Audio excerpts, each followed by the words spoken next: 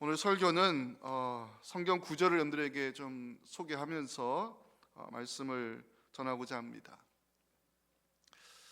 내가 말할 때마다 외치며 파멸과 멸망을 선포함으로 여호와의 말씀으로 말미암아 내가 종일토록 치욕과 모욕거리가 됨이니이다.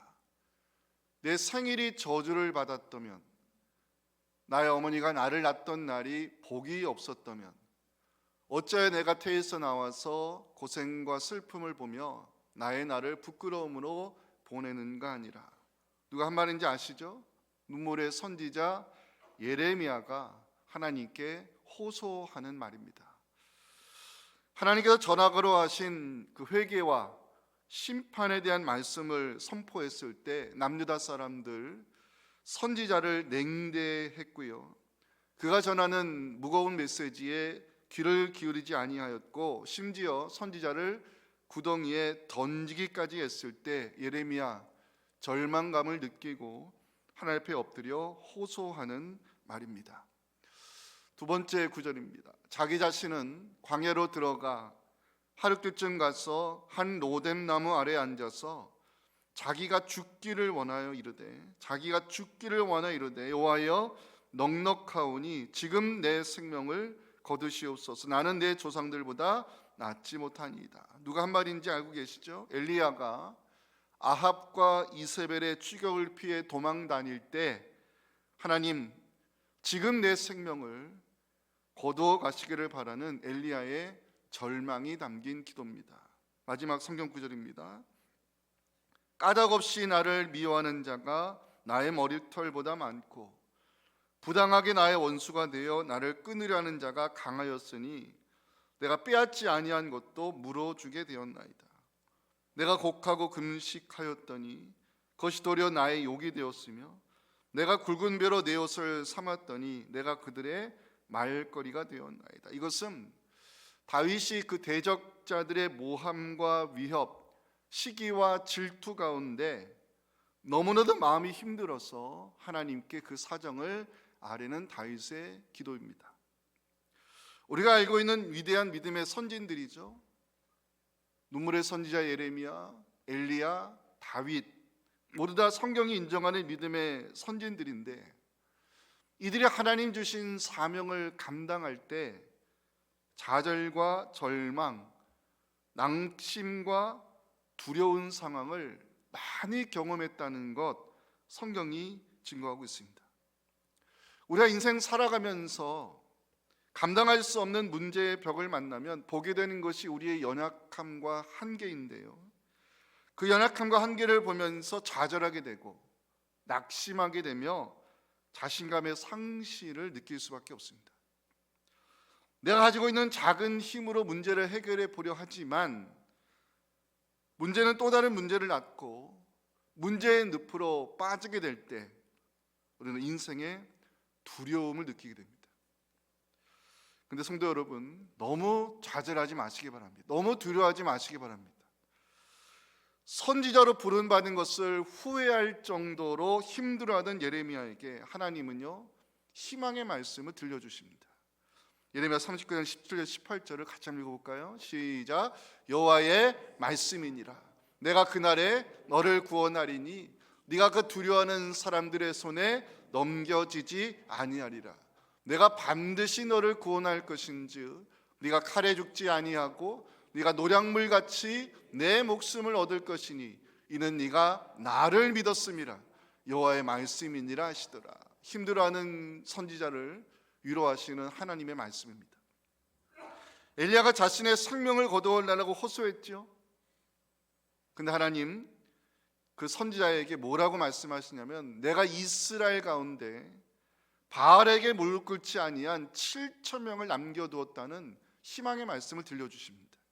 열왕기상 19장 18절 유명한 말씀이죠. 그러나 내가 이스라엘 가운데 7,000명을 남기리니 다 바알에게 무릎을 꿇지 아니하고 다 바알에게 입맞추지 아니한 자니라. 오늘 우리 함께 살펴볼 본문의 말씀은 마태, 마가, 누가가 모두 기록할 정도로 중요한 의미를 전해주는 사건입니다. 12년을 혈류증 앓았던 여인이 있었습니다. 말이 12년이지요. 사람이 10년을 넘게 병으로 고생했다는 것은 이 여인의 삶이 참으로 힘든 시간을 보내왔다는 사실을 오늘 우리에게 보여주고 있습니다. 자, 문제는 26절입니다. 제가 노란색으로 표시한 글자들을 주목하시면 좋겠습니다. 많은 의사에게 많은 괴로움을 받았고요, 가진 재물을 다 허비하였지만 아무 효험이 없었고 또 오히려 질병이 중요해졌다는 기록이 있습니다. 여기 네 가지 분사가 나오거든요. 괴로움을 받았다, 다 허비하였다, 아무 효험이 없었다, 더 중하여졌다. 이 단어들은 지금 이 여인이 절망의 끝자락에 와 있다는 것을 보여주고 있습니다. 혈류증은 피가 마르지 않는 병인데요, 유대 사회에서 율법으로 부정한 병으로 규정하고 있습니다. 몸이 부정하니 그 여인과 접촉하는 것이 금지가 됐고요, 가족들과 떨어져 있어야 했으며 사회적으로는 소외된 삶을 살아야 했습니다. 육신적으로, 마음적으로, 또 사회적으로 삼중고의 고통을 느끼며 살아야 했던 이 여인, 더 이상의 희망은 없었습니다. 어디 하나 기댈 언덕이 없었고 소망은 멀리 달아나 있었습니다. 근데 그때 여인에게 좋은 소문이 들려왔습니다. 그 소문이 여인의 인생의 전환점이 되었다는 사실을 마가는 오늘 27절에서 증거하고 있습니다. 함께 읽어볼까요? 예수의 소문을 듣고 무리 가운데 끼어 뒤로 와서 그의 옷에 손을 대니 누군가 전해준 좋은 소문, 여인에게는 한 줄기 희망이었고 기댈 수 있는 언덕이 되었으며 소망을 품을 수 있는 이유가 되었습니다. 여인은 그 예수님의 옷에 손만 대어도 내 몸이 나을 수 있을 것이라는 희망 어린 생각을 가지기 시작했습니다. 그 생각은 여인에게 용기를 주었고요, 행동으로 옮기게 되면서 메시아의 능력을 경험하는 은혜로 나타났습니다. 28절 29절 보시면 그 메시아의 기적이 일어난 현장을 볼 수가 있습니다. 이는 내가 그의 옷에만 손을 대어도 구원을 받으리라 생각함이려라. 이에 그의 혈류 근원이 곧 마름에 병이 나은 줄을 그 여인이 깨닫게 되었습니다. 여러분, 성경이 말씀하는 소망이 무엇일까요? 소망과 믿음은 어떤 관계에 있을까요? 이 소망과 믿음이 합하여지면 어떤 결과가 나타날까? 이 질문에 대한 답을 본문의 말씀 속에 함께 찾으며 오늘 믿음, 소망, 기적이라는 제목으로 함께 말씀의 은혜를 나누겠습니다. 첫째 메시지 같이 한번 읽어볼까요? 시작. 믿는 사람은 좋은 소문의 진원지가 되어야 합니다. 여인이 처한 상황을 제가 하나하나 분석해 보니까 무엇 하나 해볼 수 없는 막바지에 이르렀다는 생각을 저도 하게 되었습니다. 많은 의사를 찾아가 보았다고 하는데 우리가 알다시피 병원에서 병원으로 옮기면 새로운 의사를 만나죠. 그때부터 진료는 처음부터 다시 시작이 되고요, 했던 검사 또다시 받으면서 환자가 지치는 것을 보게 됩니다. 여인이 병을 고치고자 많은 의사를 찾아갔을 때 돌아온 것은 많은 괴로움밖에 없었다는 것입니다. 주석을 읽어보니까 고대 근동 기록에 의하면 이 여인의 혈류증을 의사들이 어떻게 치료를 했냐면 마늘을 갈아가지고 포도주에 섞여서 먹이거나 또는 여인을 뒤에서 놀래켜가지고 혈류증아 떠나라, 이런 미신적인 치료 방법을 했다는 기록이 있습니다. 그러니까 이 여인이 만났던 많은 의사 가운데 누가 있었냐면 미신적인 방법으로 치료를 접근했던 사이비 의사들이 있었다는 것입니다. 그러니 여인이 그 몸고생, 마음고생이 얼마나 힘들었겠습니까? 문제는 더 이상 새로운 의사를 찾아갈 돈이 떨어졌다는 것입니다. 그 시절이나 지금이나 병을 고치려면 돈이 필요한데 여인은 가진 것을 다 써버려서 의사를 찾아갈 재력이 없었습니다. 여인을 낙심하게 만든 것은 그렇게 많은 의사를 찾아갔고 그렇게 많은 돈을 써 보기도 했지만 효과는 없었고요. 병은 더 심각한 상태에 이르게 되었다는 것입니다. 한마디로 말해서 자포자기할 수밖에 없는 인생 끝자락에 몰리게 된 것입니다. 인생 살다 보면 우리도 절망의 코너로 몰릴 때가 있지요. 문제는 또 다른 문제를 낳고 문제의 쓰나미에 휘둘리다 보면 희망 포기를 선언할 수밖에 없는 것이 우리의 현실입니다. 근데 그때 누군가 예수에 대한 소문을 여인에게 전해 주었습니다. 여인의 인생의 전환점이 일어난 순간 27절입니다. 예수의 소문을 듣고 무리 가운데 끼어 들어와서 그의 옷에 손을 대었다. 여인은 예수에 대한 소문을 듣게 되었고요. 그 예수님의 옷에 손만 대어도 나을 것이라는 생각을 갖게 되었다고 28절에서 보여주고 있습니다. 이는 내가 그의 옷에만 손을 대어도 구원을 받으리라 생각함이라. 제가 늘 잔소리한 것 중에 하나가 성경을 너무 은혜롭게 자연스럽게 읽으면 안 된다고 말씀을 드리잖아요. 질문을 드려볼까요? 자, 예수의 소문을 들었습니다.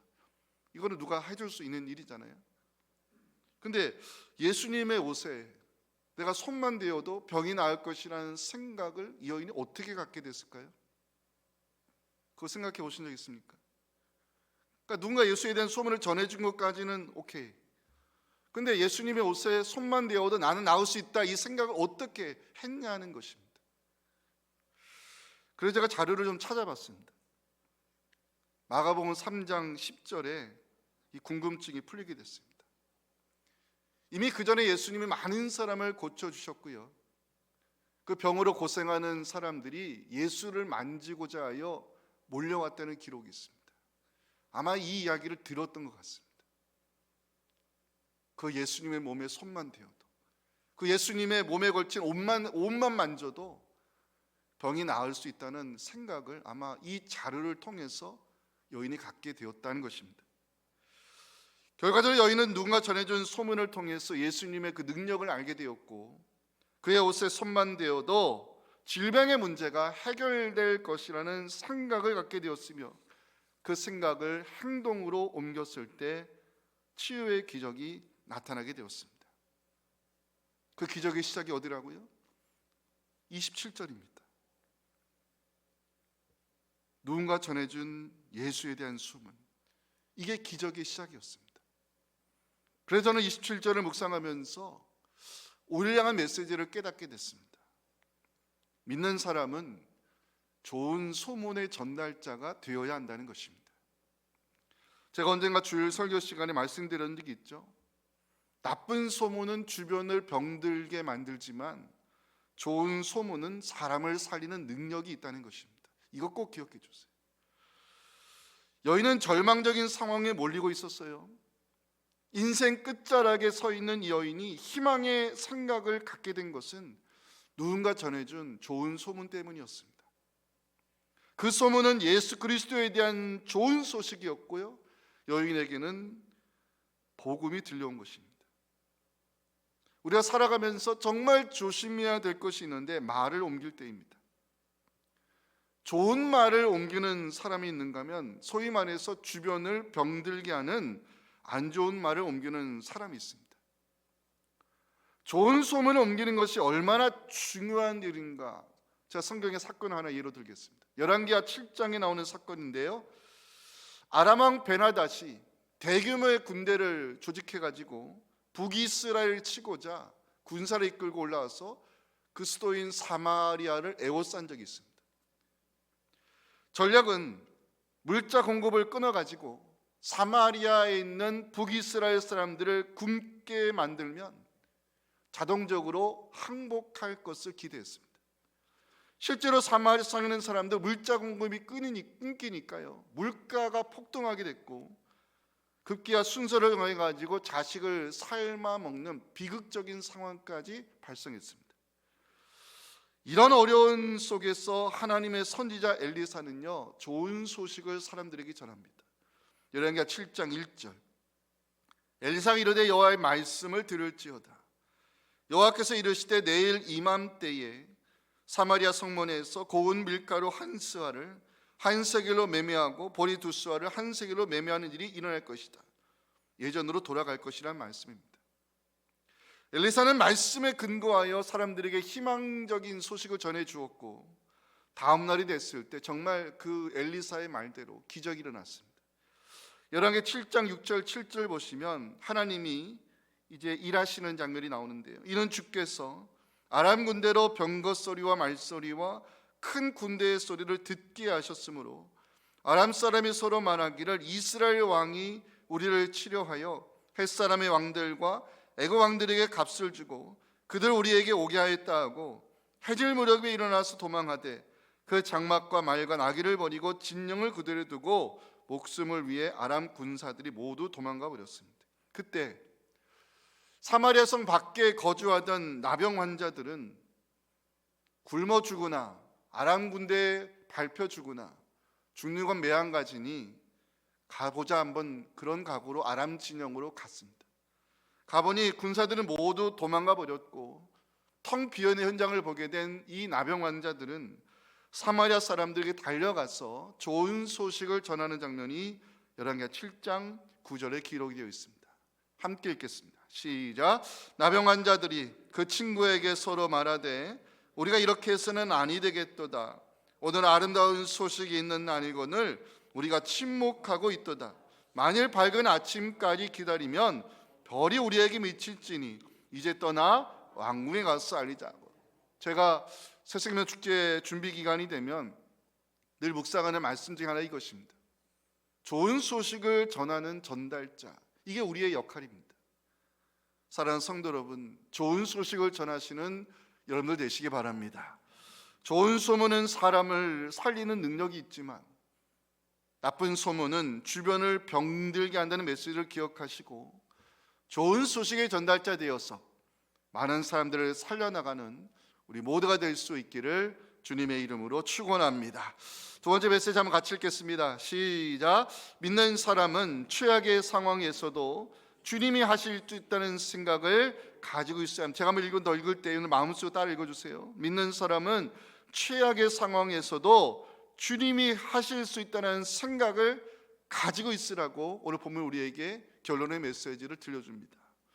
누군가 전해준 예수에 대한 소문은 여인으로 하여금 소망을 품게 하였고 긍정적인 생각을 갖게 했다고 28절은 기록하고 있습니다.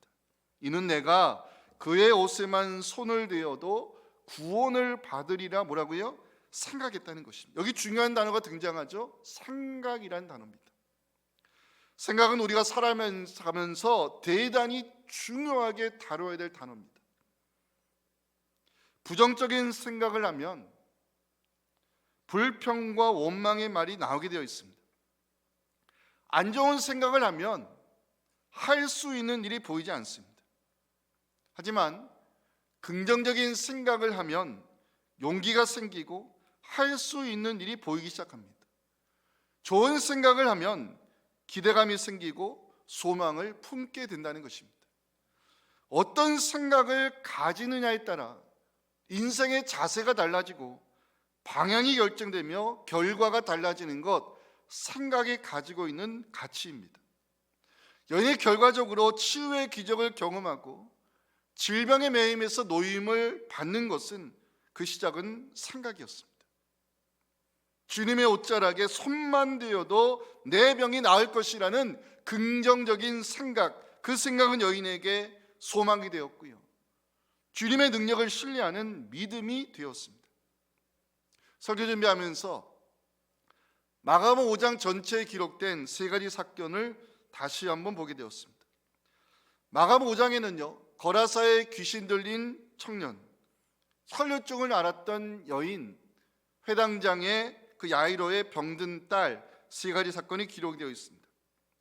거라사에 귀신 들린 청년, 그냥 귀신이 아니죠. 군대 귀신입니다. 떼거지 귀신이 그 안에 들어가 있었습니다. 악한 영들에 사로잡혀서 온전한 삶을 살지 못하던 사람입니다. 혈류증 앓았던 여인, 가진 것을 다 허비하고 인생의 낭떠러지로 몰리고 있었습니다. 회당장 야이로의 딸, 주님께서 지체하는 바람에 죽었다는 안타까운 소식을 야이로가 듣게 됩니다. 세 가지 사건의 특징을 볼까요? 악한 영, 질병, 죽음이라는 사람이 해결할 수 없는 절망적 상황에 몰린 사람들입니다. 근데 결과적으로 어떻게 됐습니까? 예수님이 말씀으로 명령하시자 군대의 귀신들이 돼지 떼 속으로 들어갔죠. 그 청년이 온전하게 되었습니다. 마가복음 5장 15절 보시면 예수께 이르러 그 귀신 들렸던 자 곧 군대 귀신 짚혔던 자가 옷을 입고 정신이 온전하여 메시아의 은혜를 입게 되었습니다. 혈루증으로 고생하던 여인, 결과적으로 질병의 매임에서 놓여 자유함을 얻게 되었다고 오늘 34절에서 보여주고 있습니다. 예수께서 이르시되 딸아, 내 믿음이 너를 구원하였으니 평안히 가라, 내 병에서 놓여 건강할지어다. 회당장 야이로의 딸 죽었습니다. 그런데 예수님이 말씀하시자 달리다금 기적으로 살아나는 장면, 마가복음 5장 41절 42절에 기록이 되어 있습니다. 그의 손을 잡고 이르시되 달리다금 하시니 번역하면 곧 내가 네게 말하노니 소녀야 일어나라 하심이라. 소녀가 곧 일어나서 걸으니 나이가 12살이라 사람들이 크게 놀랐습니다. 마가복음 5장에 기록된 세 가지 사건은요, 우리에게 어떤 메시지를 들려주고 있습니까? 믿는 사람은 최악의 상황에서도 주님이 하실 수 있다는 생각을 가져야 한다는 것입니다.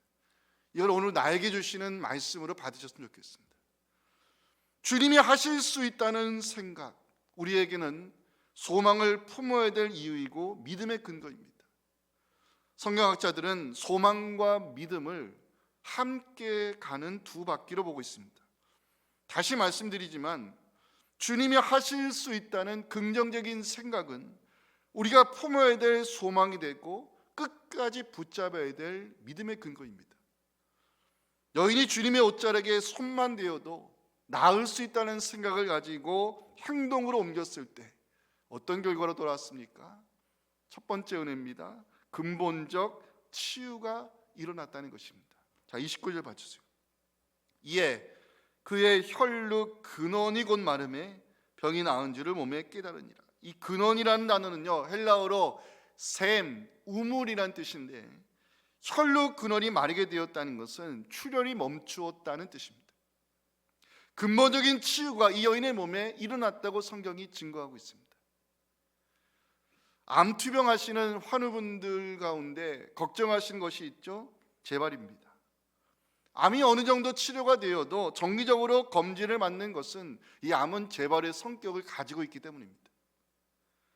주님이 하실 수 있다는 긍정적인 생각으로 예수님의 옷자락을 붙잡았을 때 하나님은 여인에게 그 혈루의 근원이 마르는 근본적 치유의 은혜로 갚아주셨습니다.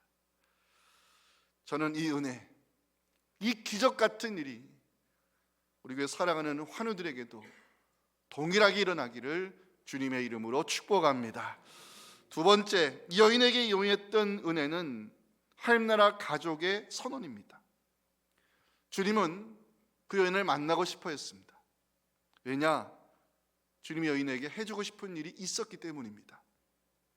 주님께서 회당장 야이로의 집으로 가야 될 그 다급한 발걸음을 멈추시고 여인을 만나고 싶어 했던 이유 34절에서 찾을 수 있습니다. 34절 봐주세요.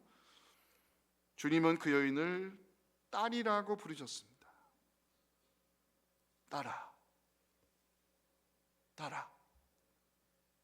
이렇게 부르심은 너의 부정함이 제거되었다. 너는 더 이상 부정한 여자가 아니라 하나님이 사랑하시는 딸이고 이제 하나님 나라 가족이 되었음을 예수님 많은 사람들 앞에서 선언하셨습니다. 그동안 혈증을 알아오면서 여인은요, 부정한 취급을 받아서 가족들과 헤어져 지내야 했습니다. 사회적 활동이 금지가 됐고 사람들과의 접촉도 해서는 안 되었습니다. 철저히 소외된 삶을 10년 넘게 살아온 여인, 아마도 마음의 상처가 깊었을 것이고 외로움으로 시작한 우울증도 있었을 것입니다. 그런데 주님은 그 여인을 향해서 딸아, 이렇게 부르셨습니다. 아마도 여인은 그 딸이라는 주님의 음성을 듣게 되었을 때 마음의 상처가 치유되는 은혜를 경험하게 되었을 것이고, 감격과 감사의 눈물을 주님 발에 엎드려 한없이 흘렸을 것입니다. 저는 이 장면이 너무 감동이 되어서 좀 더 많은 자료를 찾아봤습니다. 다행히 자료가 있었습니다. 외경의 자료를 보니까요, 예수님이 딸이라고 부르셨던 이 여인은 훗날 주님께서 십자가를 지시고 골고다 언덕을 오르실 때 예수님의 얼굴에 흐르는 피와 땀을 자신의 손수건으로 닦아드렸고요, 그 예수님의 피와 땀이 묻은 손수건에 주의 얼굴을 그려서 평생을 간직했다는 그런 자료를 읽게 되었습니다. 부정한 여인에서 하나님 나라 가족으로 세워주신 주님을 이 여인은 평생 감사의 제목으로 간직하며 살았을 것입니다. 세 번째, 이 여인에게 임한 은혜는 샬롬의 축복입니다. 34절 봐주실까요?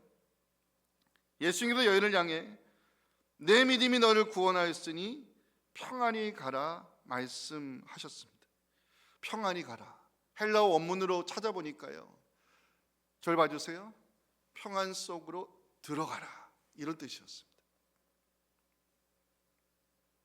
생각해 보니까 지금까지 여인의 마음에 평안이 없었다는 것을 저도 알게 됐습니다. 부정한 여인으로 바라보는 사람들의 시선, 사회적 냉대와 소외감, 가족들과 함께하지 못하는 외로움, 아무리 애를 써도 차도가 없는 질병의 문제는 여인으로 하여금 처음에는 분노를 일으켰을 것이고요, 그 다음에는 두려움을 느끼게 했을 것이고, 좌절과 체념을 갖게 하였을 것입니다. 그런데 주님께서 그 여인을 향해서 평안 속으로 이제는 들어가라 말씀하셨습니다. 이제는 그 분노와 두려움, 절망의 마음을 내려놓고 하나님 주시는 참된 평안을 누리며 살라고 말씀했습니다.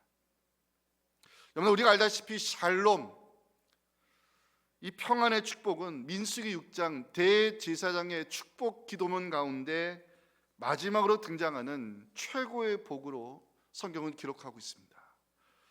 여러분들에게도 하나님 주시는 참된 평안, 샬롬의 축복이 임하기를 소망하면서 민수기 6장 26절을 다 같이 읽겠습니다. 시작. 여호와는 그 얼굴을 내게로 향하여 드사 평강 주시기를 원하노라 할지니라. 아멘. 여인에게 임한 마지막 은혜가 있습니다. 자유입니다. 34절을 이제 마지막 읽으려고 지금까지 좀 아껴놨습니다. 같이 읽어봅시다. 시작. 예수께서 이르시되 따라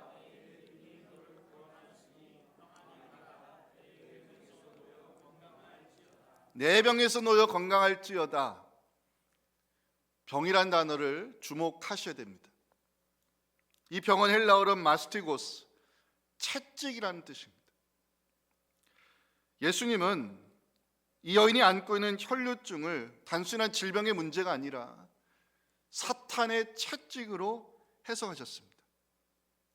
단순한 질병이 아닌 사탄의 채찍 아래에서 그 기나긴 세월 고난의 시간을 보내고 있는 이 여인을 향해서 예수님, 내 병에서 놓여 건강할지어다, 이 말씀을 선포했습니다.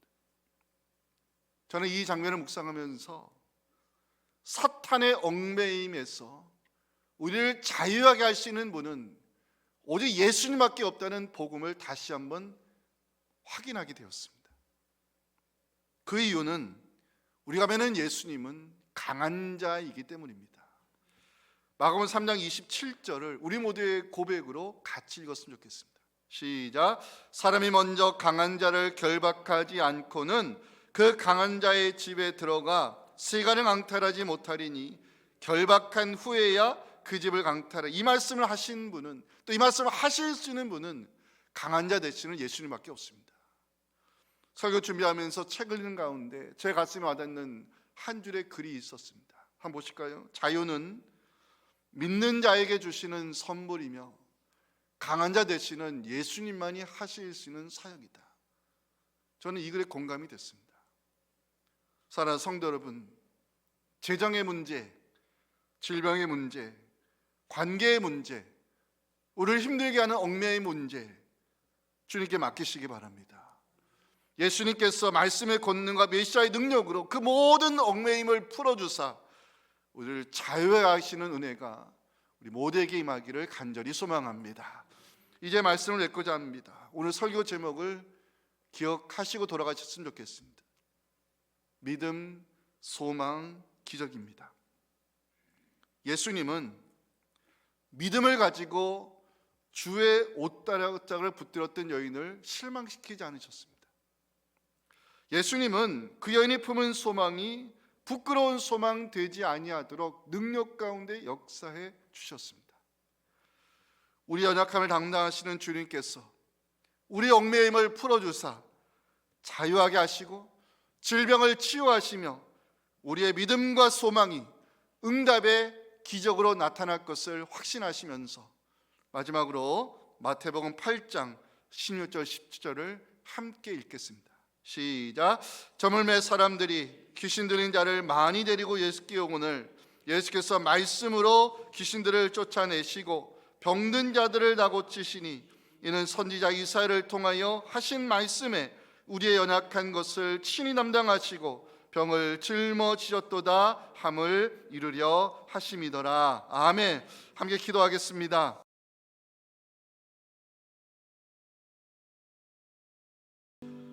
지금은 우리의 유일한 구원이요 소망이신 예수님의 은혜와 믿는 자에게 지금도 그리스도의 능력을 허락하사 기적을 만들어 가시는 아버지 하나님의 말로 할 수 없는 사랑과 성령의 이루하시고 교통하심과 함께 하심이 오늘 밤에 주의 종을 통해 주신 이 귀한 말씀과 메시지를 가슴에 새기고 좋은 소문의 전달자 되어 사람들을 살리며 아무리 최악의 상황에 처해 있다 할지라도 주님이 하실 수 있다는 이 귀한 생각을 가지고 소망을 품고 믿음으로 살아 나를 통해 역사하시는 그 하나님의 기적을 경험하며 하나님의 살아계심을 삶으로 증거하기 원하는 우리 사랑하는 우리 성도들의 이 간절한 기도와 그 가정에 숨겨진 기도 제목들과 성도들의 개인적인 사정 그리고 질병의 문제로 고통당하며 하나님의 도우심을 바라는